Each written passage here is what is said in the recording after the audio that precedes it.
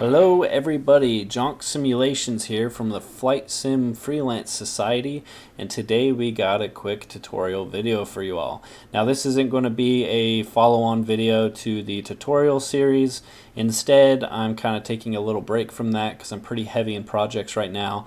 But I found it the perfect time, especially right now, to try to get some of these shorter videos out there to help you guys with more not beginner stuff, but more advanced, maybe middle development techniques in your project that may help you guys. So hopefully this video comes as quite a good surprise to some of you who might be in the same situation, and you can apply these techniques and what I'm about to teach you in your own project. So today is the long-awaited bone animation and armatures video, okay?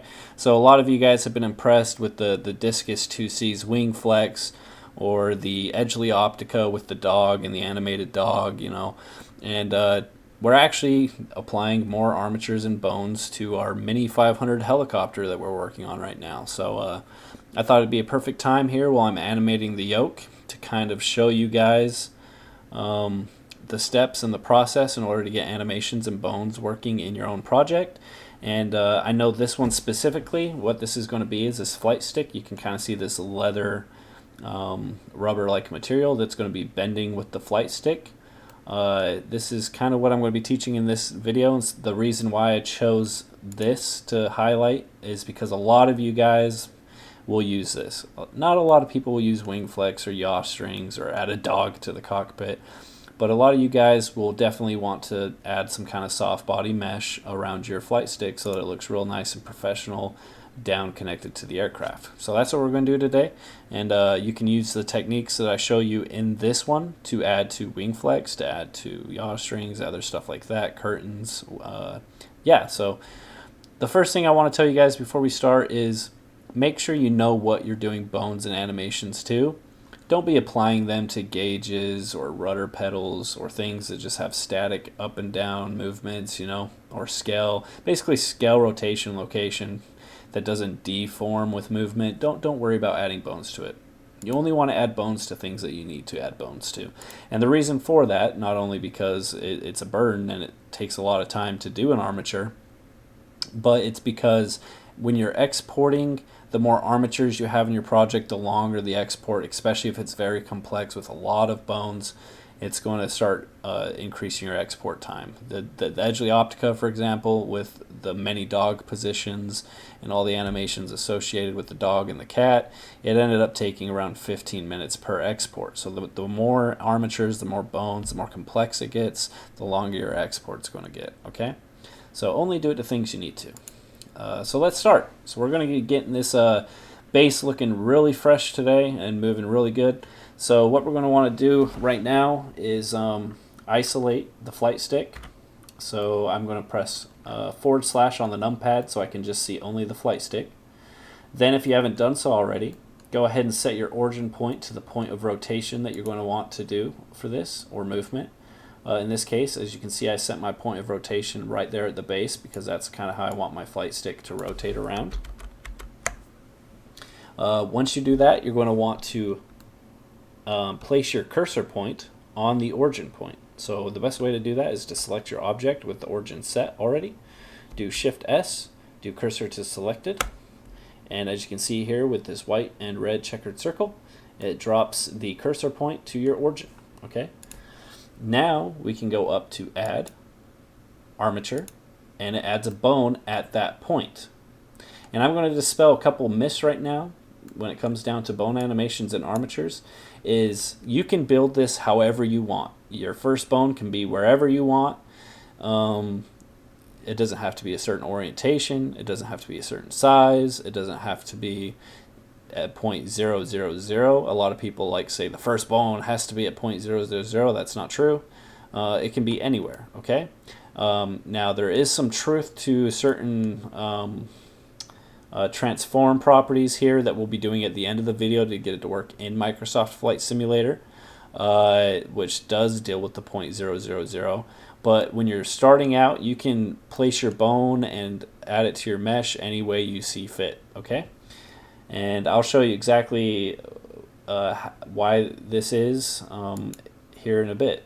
So what you can do here is you can click on your bone, you can go to edit mode, and now you have your starting point and your ending point. Okay, so you can actually click on each point and you can drag the end point and scale the bone up and down. You can do the beginning point and change its location. You can actually select the entire bone and move the whole thing. In this case, I could just use one bone for this, but I kind of want to show you guys a little bit of the process here. So I'm going to do 2 bones.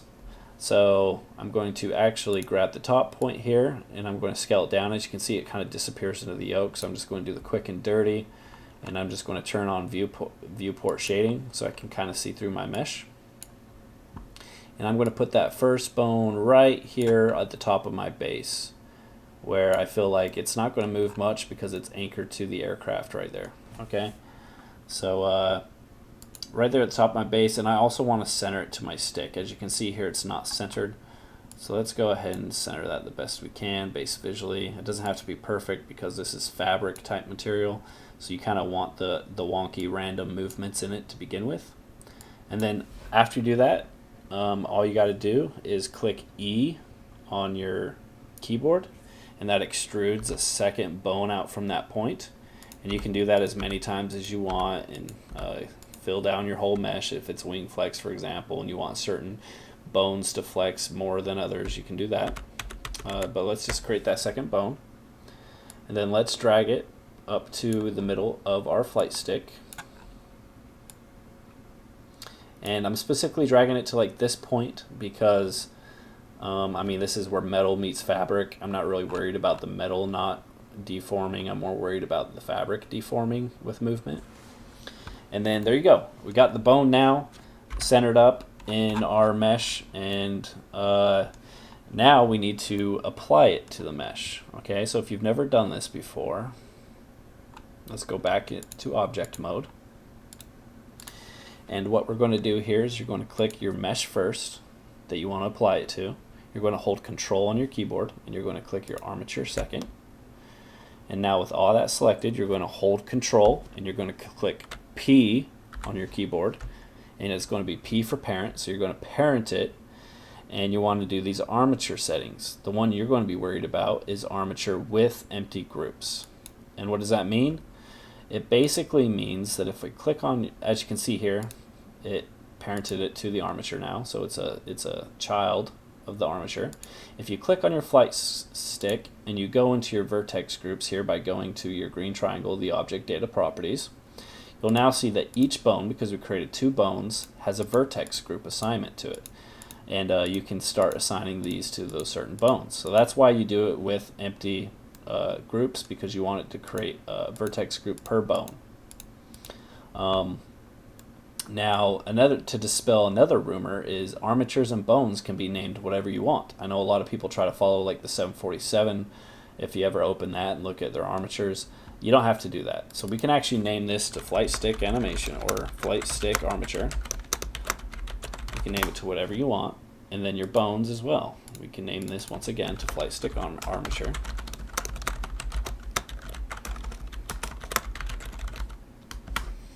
And I can name this to base bone,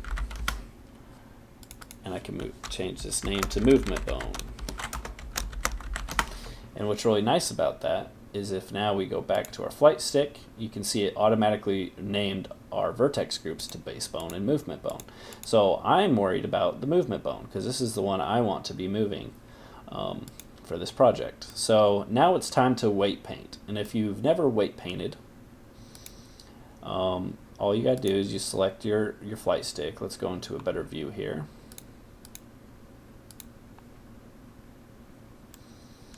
If you go into from object mode to weight paint, you'll see a bunch of colors, okay?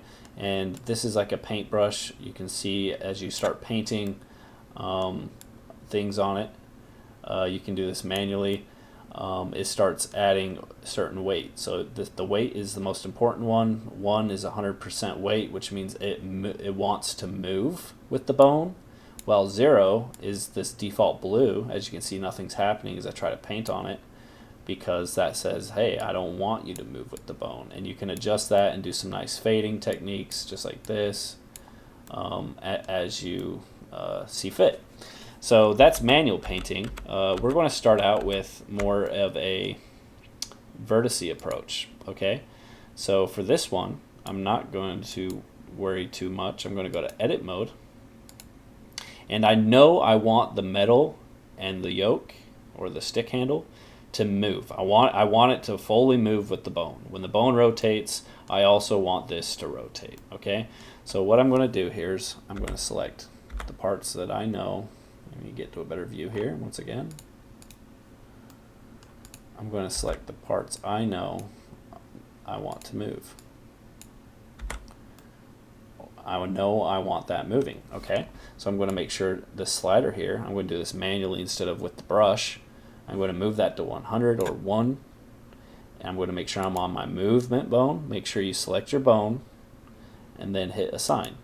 And what that did is it assigned these vertices to that bone with a weight of 1, okay? Now I can select the bottom sock and I can just do this to show you how this is done. I can move my weight all the way down to 0, so I don't want it to move with the bone. Make sure you have the movement bone selected and you can hit assign. Now if I go back into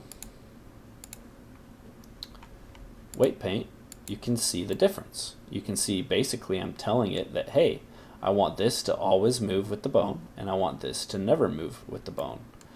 And so if I actually right now went to my armature, I clicked pose mode, I clicked that top bone, the movement bone, and I rotated it, you can see that my stick is moving and my base is not, okay? And that's basically the fundamentals of what you're going to be doing in here. And now that we have this set, we can actually do some manual painting, in which I kind of want to do to show you guys. So let's do some manual painting. Go back into object mode, select your flight stick. Let's go to weight paint and let's do some manual painting. So now I want to fade between the part that I want to move and the part that I don't want to move, which is the base. So here you can do add or subtract. Add adds weight, subtract subtracts weight, obviously. So let's do add. Let's keep it at 1 for now. And then let's change maybe our radius up a little bit. And as you can see here, as I start painting, this is me saying, hey, I want this part to move pretty good as well with it. Now we can change our weight down and we can start slowly fading it. And as you can see there, I kind of clipped that corner. You kind of want to try to do as best as you can, not overlapping, something like that situation. But at the same time, this is fabric, so you want it to be kind of random. You don't want to be going too crazy with it, but you don't want to be too perfect either. And then let's do one more final layer, like down here.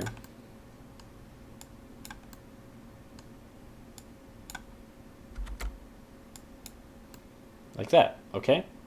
So now as you can see here, it kind of has a fade effect.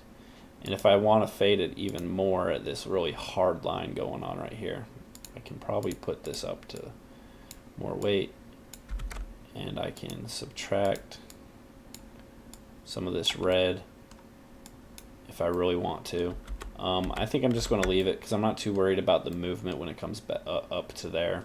I'm more worried about this line between the base that doesn't move at all with this line which is deforming it.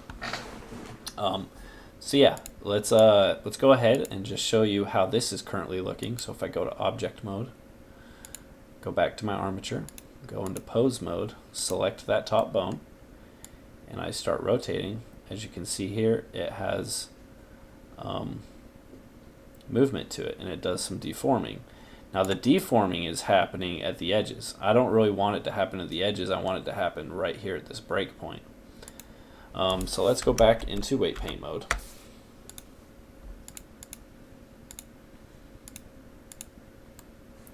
And let's remove, subtract,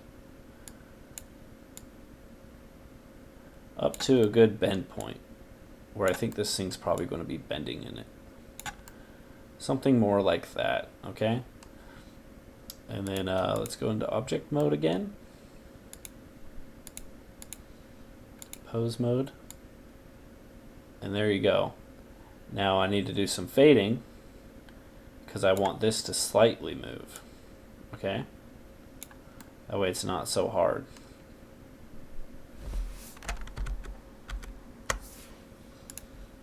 Back to object, back to the flight stick, back to weight paint. Let's do some more weight painting in here with a smaller radius. I'm on subtract, I want to be on add. That's probably too much weight.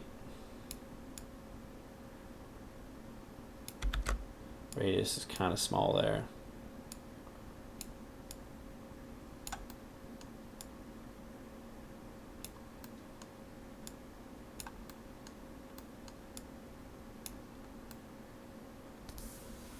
Okay, let's check that out. So if I go to object, armature, pose, bone, it's looking a lot more natural. You see that? See that nice bend going on? Kind of where I want it to bend. So I think this bend is kind of perfect to the point where I need it. So I'm going to leave it like there. I probably could do some better fading out here in front where that stitching is so it doesn't look so still to move. Actually, I'll probably do that in this case. So I'm just going to follow the stitching a little bit as well, just like that.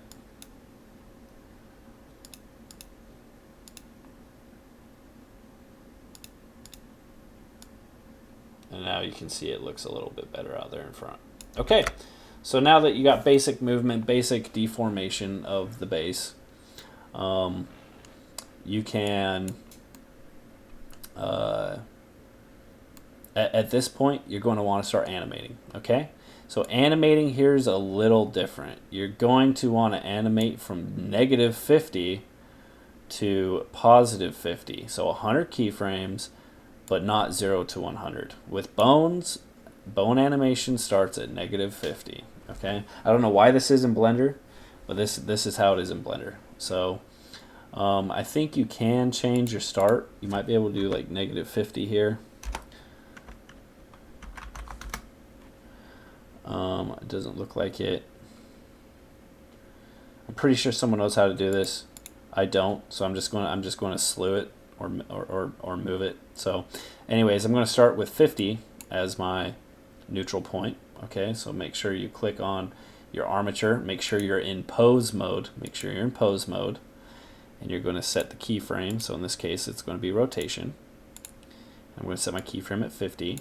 I'm going to do my left keyframe first. Let's go probably, make sure you're in the right rotation type as well. So I don't want to be in quaternion. I want to be in XYZ Euler. So I'm going to set that again, come here, and I'll probably go like, I don't know, -15 on the rotation. I don't know why that shifted. And I'm going to add that keyframe, and then I'll go to 100, and I'll do +15, wrong one, and I will set that keyframe. And now that the keyframes are set and it's bending, I'll drag it at this point to neutral point 0, and there you go. Unfortunately, I'm only able to preview 0 to 50, but I just did it so I know it works. Okay, so now that you have that set of your flight stick, go ahead and drop that NLA track, and this is where you want to, based on your XML script, you're going to want to put in your XAxis Animation name. So in mine, I'm specifically using this Asobo template. Go ahead and take a picture, do whatever you need to do right now. If you want to use this, this is an Asobo template, and this is just in their handling, and this is, you can find this in your OneDrive folder. Specifically, this is, I'm going to throw this out there real quick. So if you go to your community, you go back one, and you go to your official folder, and you go to your one store, At the very bottom, you're going to find something called Base Aircraft Common. Okay, this is where all your model definitions are hiding with the Asobo templates, and you need to go in here and read all these things and learn all the templates and learn a lot about XML. And this one specifically, you can tell because it's Asobo handling yoke hideable template. It's inside the handling XML, as well as some additional stuff in the handling sub template. Okay, and this will kind of tell you where to find these kind of templates, how to make them, what's required in them. And basically, this is all that's required, is the component and the template. Now, if you want to start customizing things, that's not Asobo. So Asobo provides names in those templates that you can use, but I want to use my own names. So I told it that I want to use flight stick as my name. I want to use hide yoke as the hider clickable. I want to use the actual node ID, which is used for highlights and checklists, as the flight stick. I actually kept the Asobo basic names here because I was just too lazy to change them. But you can change this to whatever you want. But this is where I'm going. The animation name of the yoke on the x-axis, which we just did left to right. I'm going to copy this name, and I'm going to put this right here in my NLA track. And there's my left to right animation. Now we're going to want to do our forward to aft animation on the same object. Now remember, objects can have multiple NLA tracks. Okay, so you can have a second NLA under the first or the same mesh, and this goes for anything, not just armatures and bones. You can do this with anything. You can drop 2 NLA tracks on anything and determine what type of animation it is based on what's happening. So if both left and right and forward and back are happening at the same time, let's say you take your yoke and you're spinning it in a circle, we can do a second NLA track and it will still do both animations at the same time. You don't have to create an empty, you don't have to be doing all that stuff. I know a lot of you guys with certain components, you'll create, like, I don't know, a needle, for example, on a movable gauge that like spins around, so you'll animate the needle and then you'll drop it to a master parent and then animate the empty. I mean, you can do that, and there's ways to do that for organization, but you don't have to. You can drop things. You can do 2 NLA tracks to a single object. So that's what we're going to do. And it's the only way you can do it with armatures, because you don't want to duplicate the armature at this point. You don't want to mess that up. So we're going to drop a second NLA track. So what we're going to do is we're actually going to hide this. So if we didn't hide it, it will sit here and animate, right? We don't want that. So I'm going to click this check mark, which basically says, hey, it's not showing, it's hidden. So let's go back to 50. And let's set a new keyframe. Oh, make sure you're in pose mode. Make sure that bone is selected. And then add a keyframe. And then at 0, we're going to go probably forward 15. And then backwards 15. And then there's our new animation. Once again, you can hit G on your keyboard or drag it. And we're going to drag the first point to 0, and it's going to be negative 50 to 50. Okay? And then there's our new one. So I'm going to go ahead and drop that. Go ahead and name it the way it should be named, fore aft. And there's 2 NLA tracks under the armature, and like I said, they move together. Now, you can't see them move together. Let's say you have both checked right now so you can see both. You can't see them working together. That's the downside about doing it this way. But you can click the star and highlight what specific one you want to see. If you want to see left to right, hit the star left to right. If you want to see forward to aft, hit the star on forward to aft. But these check marks are very important, and I'm going to tell you why right here, because we are about to bake our animation. Okay? But before we bake our animation, we need to go to origin 000 on everything. Okay? And this is where some of the truth does come in about bones having to start on 000. They do technically have to have an origin and location point at 000, but they do not have to start there. Like you said, like I showed you, we built our bones over here. We did our own thing. We didn't have to worry about starting here. So let's do this. Right click on your armature, do select hierarchy, so you're selecting everything, the bones, the object, the armature itself, and then you're going to do control and then hit A on your keyboard. So control A, make sure you're in object mode, not pose mode, sorry about that. So reselect, do Control A, and you're going to do all transforms. And what that did is you can see it slewed my origin point of everything to this 0, 0, 0 point. I have location 0, 0, 0, rotation 0, 0, 0, and my scale is all ones. And that's for the armature, that's for each bone. And so that's what you want. That's exactly what you want to do, and it doesn't screw up your animation. You see this? My animation is still good. It's still running wild, okay? And so that's definitely what you want to do there. The next thing you want to do is bake animations. And what you're going to want to do is go back into pose mode with your armature selected. And now this step is very important. You want to select all your bones, not just one bone that's moving. You want to select all your bones. Even if some bones don't have movement, you need to select all your bones. Okay, so just hit A on the keyboard. It will select all your bones. The next part is you want to hide each animation track and only bake each animation track.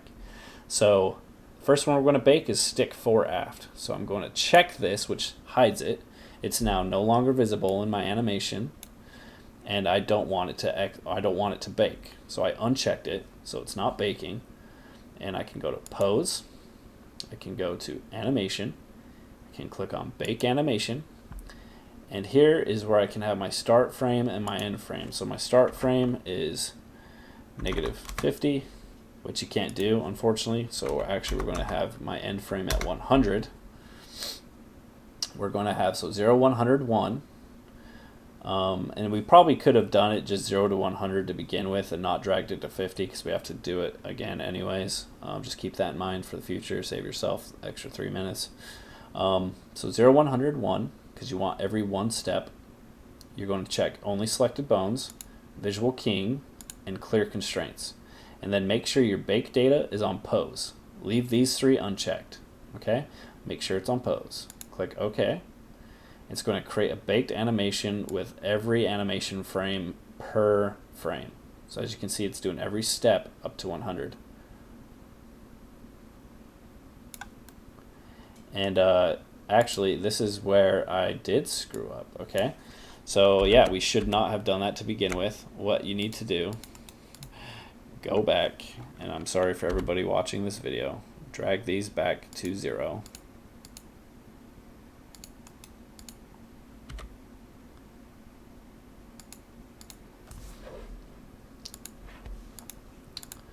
Alright, back to it. So only this one's selected. We're still in pose mode. We still have all bones selected. And now we're going to go ahead and hit animation, bake. It saved all my data except right here I need to type in 100. Do it to pose and hit OK. There we go. Now we're baked fully. And then while you're here, this is when you can actually slew it. So now we're -50 to 50. Okay? Now we want to drop this action. We want to copy the name from this one. We want to put it in this one. And we want to delete the original. And you'll know it's the original because one is named action, while the other are named random things. When you bake an action, it automatically names it to action.001. So you'll realize this is the baked animation. Okay, especially if you do this slewing thing, you'll see it real quick. So delete the original. Then you're going to want to uncheck it. Check this one. Same thing, make sure all your bones are selected. Make sure you're in pose mode. Go to pose, animation, bake action. It defaulted this to 250 again, just put that back to 100. And then make sure these are all checked, and then hit OK. Once again, you can slew here. And then you're going to want to drop it. You're going to want to copy the name. You're going to want to paste the name again, and then delete the original. So now you have 2 baked actions that are doing the same animations, and as you can see here, we got forward, aft, left, and right. Okay, so that is almost it. So that, if you export it just like this right now, it's going to work. It will work in game. Okay. But what I want to show you guys specifically is what do you do with models that you bought. So let's say you went to CG Trader, you bought a golden retriever that was royalty free, and you really wanted to put it in an Edgeley Optica, if you know what I'm saying, yeah, I'll show you that. Okay, so let's open a dog. Actually, I think I have it in this folder. Open our good boy.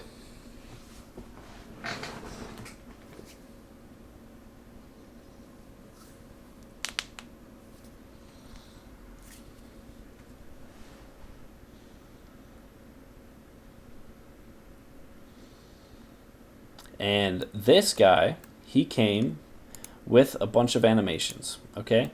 So this is his default position. As you can see, he's just resting and wagging, but there's tons of them. There's like a crouch, where he's doing a little army crouch. There's a death, where maybe if you hit the ground too hard, he dies. I'm definitely not going to add that, but you know, the more I look at it, the more I want a really hard landing to kill your dog, but I'm just a cynical person to begin with, so. But yeah, so there's those. But basically, let's say you want to put this in your project, okay? Luckily for us, he started out at 0.000, but not always do you want him sitting in the aircraft at that point. So what I'm going to do is I'm going to select the entire dog. Let's bring him into my project. So I selected the hierarchy, I copied it. I bring it into my project. Make sure you're not in pose mode, but you're in object mode before you paste. And now my dog is in the project. And let's say I want him sitting, I don't know, in the chair. So let's actually unhide everything.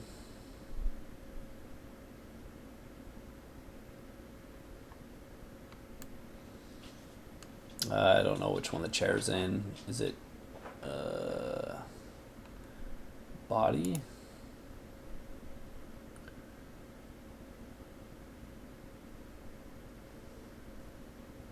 Probably shouldn't be doing this with material mode. Okay, it's not body. Let's turn material mode off for a second. Controls. Yeah, it's in controls. Okay. So there we go. We got a good boy. And then let's go ahead and move him. Okay. So what you want to do is you want to select the entire dog. You're going to want to move the entire dog to the position you want him to be in. And this is where what we could do is actually click on the dog itself, change it from dope sheet to action editor, and let's add the sitting. Oh, I forgot to tell you that when you're copying these, especially if you have multiple actions, it will only copy the first action. So if you don't know how to do that, what you can do here is you can go to a link,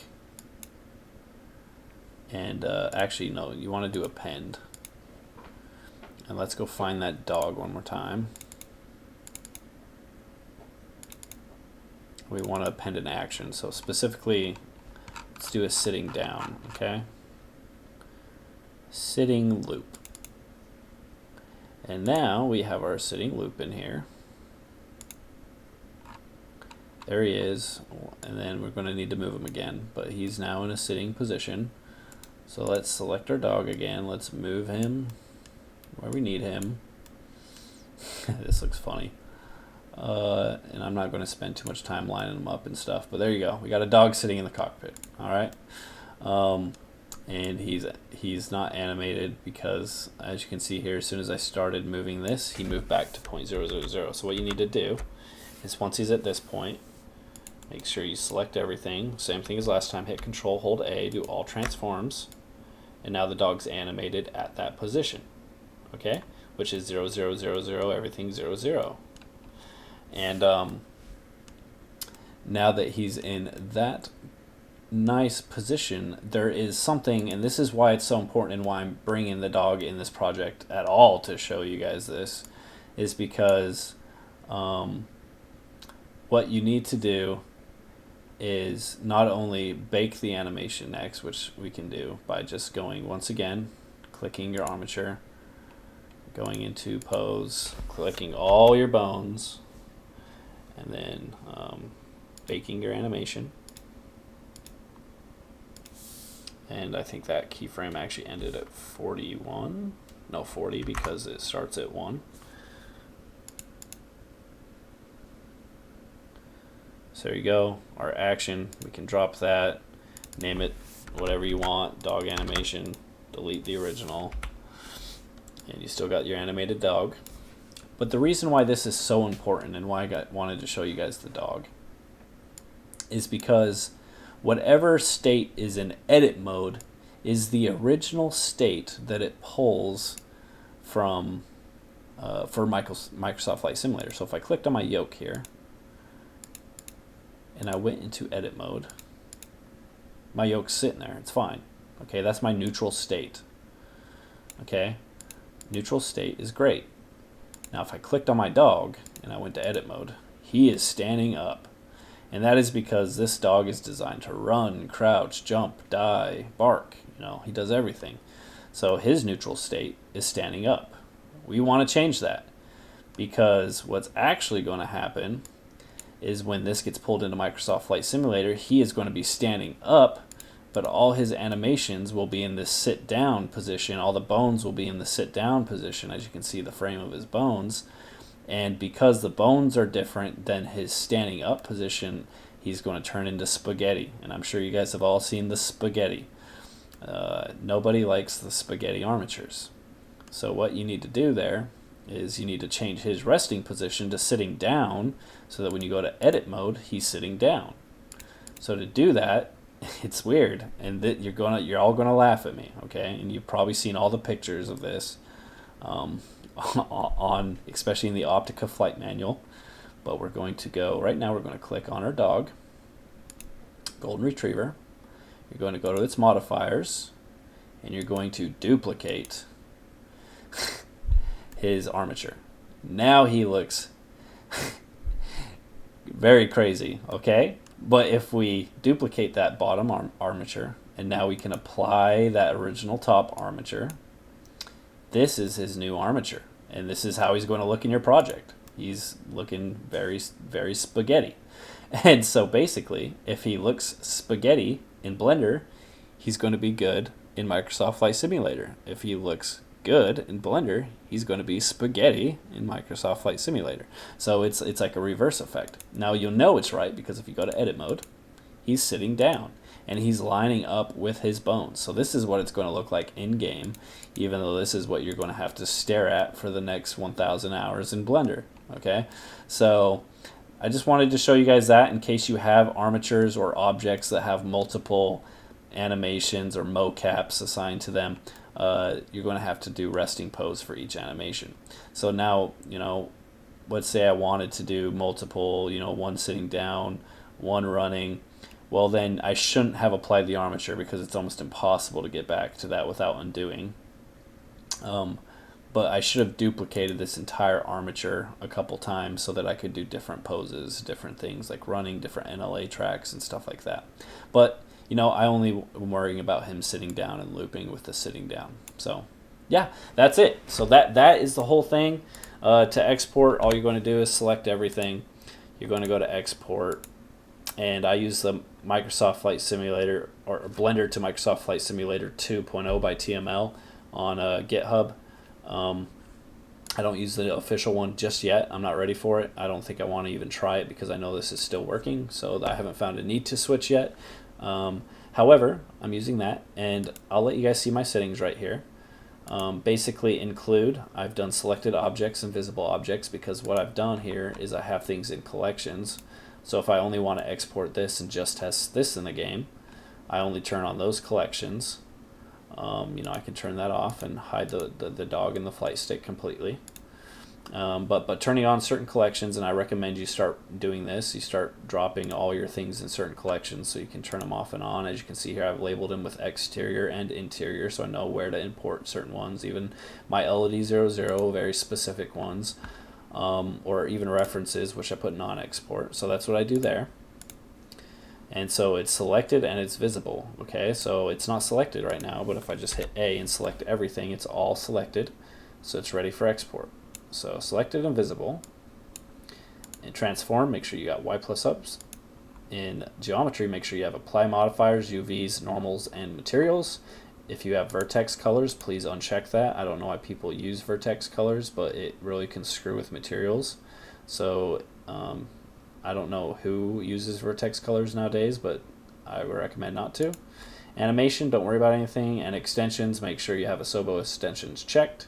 And then you can go ahead and export your project, and it will work in game. So I'll go ahead and show you. If I open up my Mini 5 here,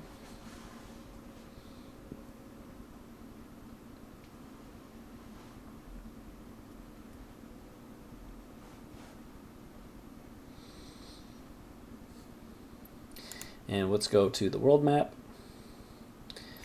We got a Revolution Mini 5.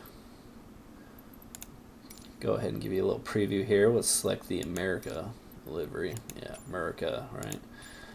Let's go spawn. I'm going to go ahead and hit fly. I'm going to pause the recording. I'll be back to you on the flight line. Okay, welcome back. Let me turn the audio down a little bit. So this is in-game, and I just want to show you, we obviously don't have the dog in here, but we did the same thing to our yoke. So with movement, as you can see, it's there, and it has a nice bend to it, okay? And it looks way more professional than just bolting it to the aircraft. And we've also done the same thing here on our cyclic. Give it some leather material, give it some bend. And yeah, that's basically how you're going to get things working in Microsoft Flight Simulator with armature. So I hope that this tutorial has been very helpful to you guys and has taught you a lot and where to start. And this isn't just for aircraft developers. I know there's probably a lot of scenery developers out there that want to add animals to their sceneries, or people that move and are having conversations. And a lot of those come with this constraint of not having a proper resting position. So hopefully that, especially that last tail end about the dog, really helps out a lot of scenery developers out there who may have some questions. But yeah, I hope you guys enjoyed this video, and we'll definitely be seeing you guys later, for sure. And let's get the Mini 5 up in the air, yeah?